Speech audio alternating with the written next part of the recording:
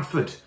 Tim Farron here, speaking to you from the opulent surroundings of the print room in my office in Kendal. I can see the Lake District out of my window, but I think it would probably spoil the framing if I tried to put the window in the background. So look, it's a wonderful opportunity and a great privilege to spend a few moments with you speaking about the issues to do with the environment and climate change for your eco-extravaganza. And there were 3 points that I was asked to kind of address really. And the first is, how can people, ordinary people is the phrase that's used in the question, effectively encourage politicians to take action on climate change, and then what issues should people prioritise? And my view there is simple, that I think we have to understand two things, and one is the big and the other is the small. It sounds so obvious really, but I am a little irritated that the focus so often is about reaching targets by certain dates. And the reality is we can waste all our time and energy talking about dates and then actually doing nothing to affect whether we reduce carbon emissions. And it seems to me the most important thing we need to do is to keep fossil fuels in the ground.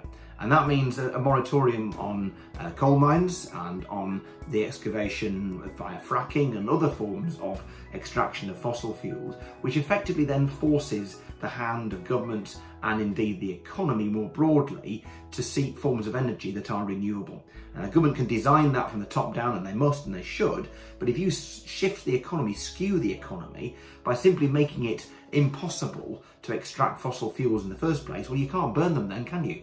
And so you kind of put the plug in the bath and stop things getting worse, and focus the attention of all of those people who make decisions in business and in government to focus ever more relentlessly on renewable energy. And of course, let's remember that for all of the devastating nature of the last few months across the world, but in our country in particular, we have to remember that we haven't used any coal at all, any power station, for the first time in, well, decades and decades, possibly even ever. And that's because of decisions that a previous government, I'm bound to say the one that included the current leader of the Liberal Democrats, Ed Davey, who was the Climate Change Secretary at the time, the decisions that government made to absolutely put a colossal and shameless bias in favour of renewable energy and phasing out fossil fuels. So let's be encouraged that some of what we've done over the last few years is actually having an impact. So I think we should be focusing on the big things. If we're trying to rebuild our economy after the tatters that we might find ourselves being in as a consequence of the coronavirus, surely the building back better has got to be at its forefront, including huge scale green renewable energy projects, whether it be tidal lagoons, whether it be offshore, even onshore wind, solar energy, and all those other things that we could be investing in to create British jobs for the long term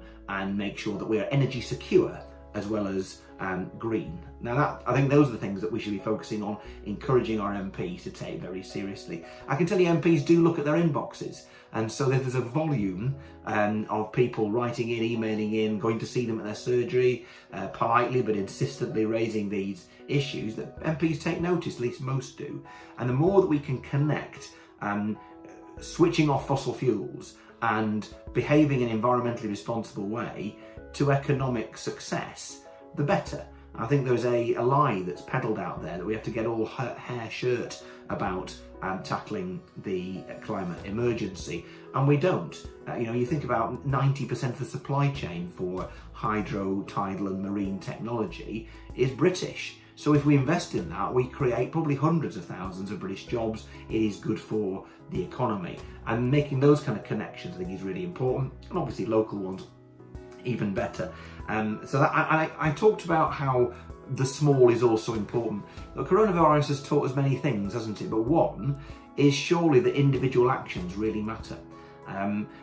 Look, people changing their habits, people being obedient to rules, most of us, and keeping distant from one another, being in quarantine when requested, being in lockdown completely sometimes over the last few months, has taken the sting out of the virus, there's no doubt at all.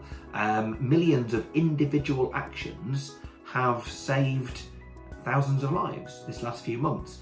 And often when you're trying to convince people to do the right thing in terms of changing their lifestyles, their buying habits, their work habits, people will think, well, how can I make a difference? How will the decisions I take, as for me personally or my family or my small business, how's that going to change the planet? Well, surely the message and the lesson we learned these last few months is that actually acting individually and doing the right thing in your own life within the areas where you are sort of sovereign, added together with everybody else, makes a world of a difference. So do it.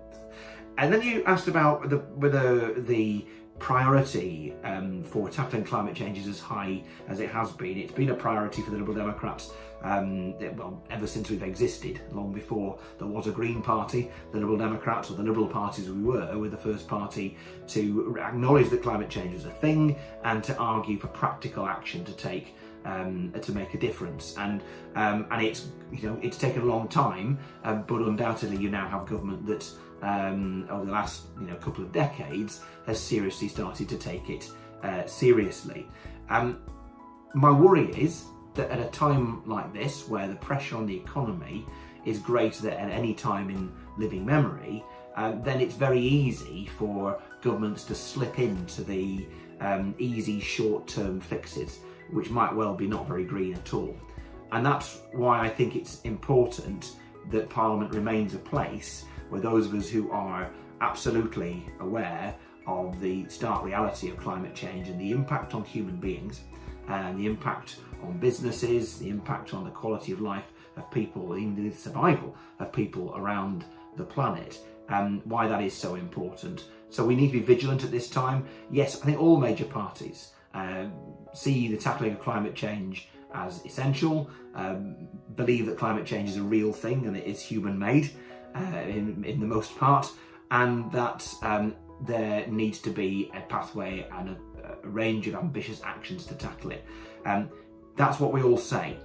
I'm not sure all of them practice what they preach all the time, and under pressure from a media that will want swift action to get people back to work, we might find that some of our politicians are less than imaginative, shall we say, when it comes to trying to build back better. We might be building back worse, or certainly no better. So it's a massive challenge, and I want you all to focus on that when it comes to lobbying your MP, and if you are involved in a political party, making sure that party doesn't veer off track just for short-term benefit, or just simply because you panic like a rabbit in the headlights, which is a forgivable thing in the current circumstances, but we need to come back to our senses quickly and remember that the biggest earthly challenge we face is actually not the coronavirus, it is climate change.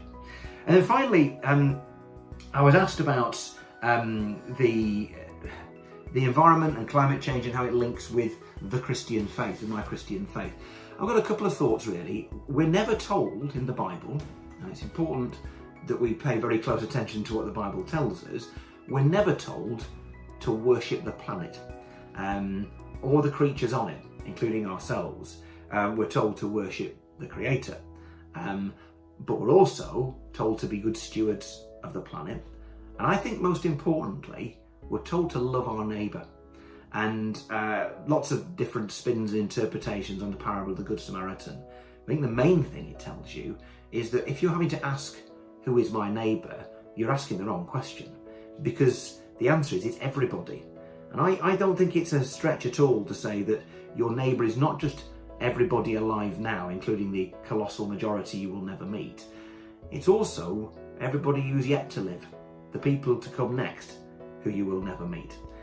And they will inherit this planet from us. And if we leave it in a mess, if we leave it in a place where so much land that could grow and be productive becomes desiccated or deluged and unusable, if we leave it in such a way that we create poverty and we create misery and disease as a consequence of the changing climate, then are we showing love for our neighbour? No, we're not. And I think the fundamental drive to tackle climate change and to take it seriously is a drive that comes from love for our neighbour, and that includes the generations to come, especially even the generations to come.